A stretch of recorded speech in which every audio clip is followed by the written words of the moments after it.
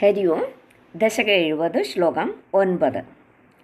ചിത്രമദ്യ ഭഗവൻ വൃഷഘാതാത് സുസ്ഥിരാജനി വൃഷസ്ഥിതിരുർവ്യാം വർദ്ധതേ ച വൃഷചേതസി ഭൂയാൻ മോദയിത്യഭിനുതോസി സുരൈസ്ത്വം. ചിത്രമദ്യ ഭഗവൻ വൃഷഘാതാത്.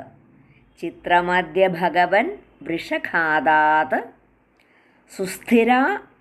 സുസ്ഥിരാജനി വൃഷസ്ഥിതിഃ ഉർവ്യാം വൃഷസ്ഥിതിരുർവ്യാം സുസ്ഥിരാജനി വൃഷസ്ഥിതിരുർവ്യാം വർദ്ധതേ ച വൃഷചേതസി ഭൂയാൻ വർദ്ധതേ ച വൃഷചേതസി ഭൂയാൻ മോദഃ ഇതി അഭിനുതഃ അസി ഇത്യഭിനുതോസി ഇതി അഭിനുതഃ അസി ഇത്യഭിനുതോസി സുരൈസ്ത്വം മോദ ഇത്യഭിനുതോസി സുരൈസ്ത്വം.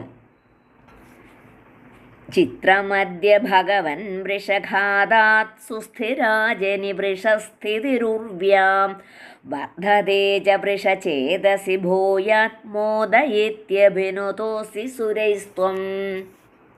ശ്ലോകം 9 അന്വയവും അർത്ഥവും നോക്കാം. അപ്പോൾ ഈ ശ്ലോകത്തിൽ ആ ദേവന്മാർക്കെല്ലാം ആ കാളയായിട്ട് വന്ന ആ അസുരനെ കൊന്നത് ഭയങ്കര സന്തോഷമായിട്ട്, അതുകൊണ്ട് ആ സന്തുഷ്ടരായിട്ടുള്ള ദേവന്മാർ ഭഗവാനെ സ്തുതിക്കുകയാണ്. ഹേ ഭഗവൻ അദ്യ വൃഷഘാതാത്.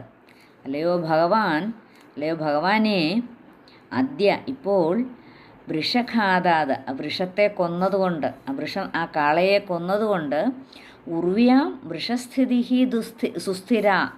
ഉർവ്യാം ഭൂമിയിൽ വൃഷസ്ഥിതി. ഇവിടെ വൃഷസ്ഥിതി എന്ന് പറഞ്ഞാൽ ആ ധർമ്മസ്ഥിതി നല്ല ഉറപ്പുള്ളതായി തീർന്നു. ഹേ ഭഗവൻ അദ്യ വൃഷഘാതാത് ഉർവ്യാം വൃഷസ്ഥിതി സുസ്ഥിര. അല്ലയോ ഭഗവാനെ ഇപ്പോൾ വൃഷത്തെ കൊന്നതുകൊണ്ട് ആ ഭൂമിയിൽ ആ വൃഷസ്ഥിതി, ആ ധർമ്മസ്ഥിതി നല്ല ഉറപ്പുള്ളതായി തീർന്നു.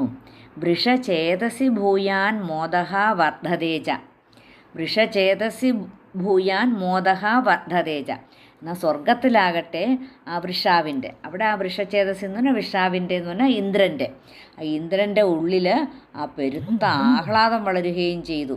എന്നുവെച്ചാൽ അത്രത്തോളം ആഹ്ലാദം വളരുകയും ചെയ്തു. അത്ഭുതം തന്നെ, ചിത്രം എന്ന് പറഞ്ഞാൽ അത്ഭുതം തന്നെ. അപ്പോൾ സ്വർഗത്തിലാകട്ടെ ആ ഇന്ദ്രൻ്റെ ഉള്ളിൽ പെരുത്ത ആഹ്ലാദം വളരുകയും ചെയ്തു. അത്ഭുതം തന്നെ. ഇതി സുരൈഹി ത്വം അഭിനുതഃ അസി എന്ന് ദേവന്മാരാൽ നിന്തിരുവടി സ്തുതിക്കപ്പെട്ടവനായി. അല്ലയോ ഭഗവാനെ, നിന്തിരുവടി ആ വൃഷത്തെ, ആ കാളയെ കൊന്നതുകൊണ്ട് ഭൂമിയിൽ ആ വൃഷസ്ഥിതി, ആ ധർമ്മസ്ഥിതി നല്ല ഉറപ്പുള്ളതായി തീർന്നു. എന്നാൽ സ്വർഗത്തിലാകട്ടെ ദേവേന്ദ്രൻ്റെ മനസ്സിൽ വലിയ സന്തോഷവും ഉണ്ടായി.